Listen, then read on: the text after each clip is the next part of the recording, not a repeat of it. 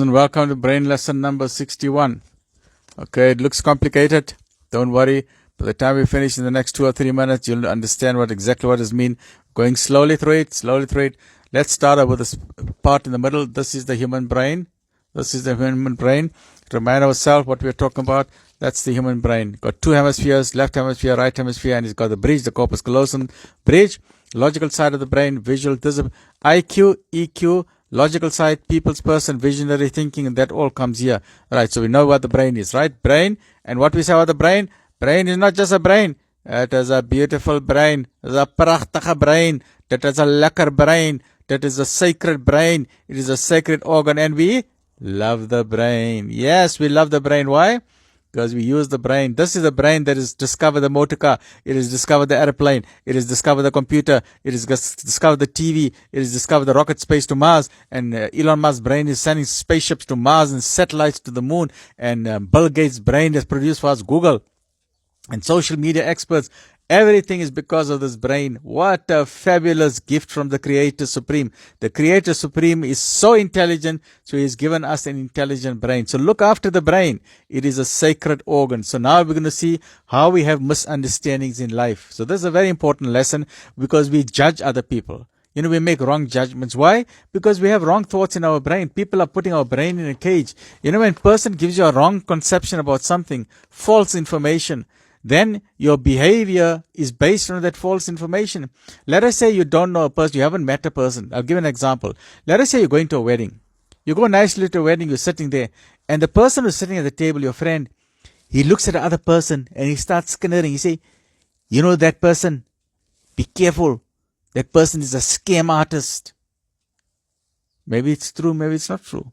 But what's going to happen? When you're going to meet that person in real life, what are you going to say? You're going to start looking at that person scared like this. Yeah, hey, okay, hey, how are you? Hey, how are you? Because you think he's a scam artist. But did you verify it for yourself? No. But your friend put what? He put a poison in your brain. He put a poison in your brain to say that person is a thief, that person is a scam artist, or that person is a womanizer. So if you label a person wrongly, that man is a womanizer. So if you go greet that man, that woman will say, yeah, I'm not going to shake your hand. No, you stay away. You're a womanizer. But maybe that person is not a womanizer. So it's a scandal. You're putting a wrong information. But if we believe that information, what has happened? We have put toxins in our brain. So the lesson for this is always verify information. Yes, listen to your best friend, because your best friend will tell you the truth. So if your best friend tells you that guy is a womanizer, or that man is a scam artist, or that woman is, you stay away from her, then you listen to your friend. Right? But you must remember, many times people got a double agenda. They don't want to see good for you. They want to put false information in your brain. Why? Because then you don't go ahead in life. So please, let's take charge of your brain. So that's what this whole picture is all about. This is the brain. Okay? This is the brain, and this is something happens in your environment. This is an external stimuli. Say something happens, or you meet someone, or something happens. Now, before you decide what to do, this is your decision that you're going to make. This is your multi-track brain. So before you leave the red thing out for the timing, something happens to your environment, and you make a decision based on what's going to happen. You see a car accident, you say, okay, this is why the car accident happened. You see two people fighting, you say, okay, that's why two people are fighting. Or you're following a certain religion. You're following Christianity because your parents were Christians, or your grandparents were Christians. Or you're a Muslim because your parents are Muslim. Or you're an atheist because your parents were atheists. But this is a filter. This is a filter. This is very important. What is a filter? A filter is the wrong information we have in our brain. Information that we did not verify. The filter is a conspiracy theories. The government says, COVID vaccine, you must have a vaccine. But your friend told you, no, it's all a conspiracy. They only want to make money. So your friend has put wrong information in your brain. So how does that affect your behavior? Because your friend has put wrong information in the brain, when the government tells you to take COVID vaccines, what do? You don't take it. Why? Your action means you're not going to take it. Why? Because this filter blocks your information. So what your friend has done, or what your social, because sometimes we read social media sites, they've put your brain in a cage. Why? Because you haven't verified the correct information. Then we find a lot of things happening on the internet. You find some people are saying, no, there's no such thing as cholesterol or HDLD. So you see, your doctor says go for a cholesterol test, but you read on the internet some rubbish to say, no, there's no such thing as high cholesterol, and then you don't go for a cholesterol test. So what happens to you? You don't go for a cholesterol test, you will end up with a heart attack, or your husband or your wife or your daughter or your loved one or your father or mother gets a heart attack. Why? Because you put rubbish information in your brain. So please always remember, these are the filters that affect your decision making. You'll assume that, no, maybe there's a conspiracy, no, they want our money or this or that. So please remember, always verify the information. You must examine these filters, examine them, examine your belief systems. When your teacher told you that you are stupid, why did you believe your teacher? Go back into your life, because that is a filter, a wrong filter your teacher is put into your brain. Don't assume you're stupid.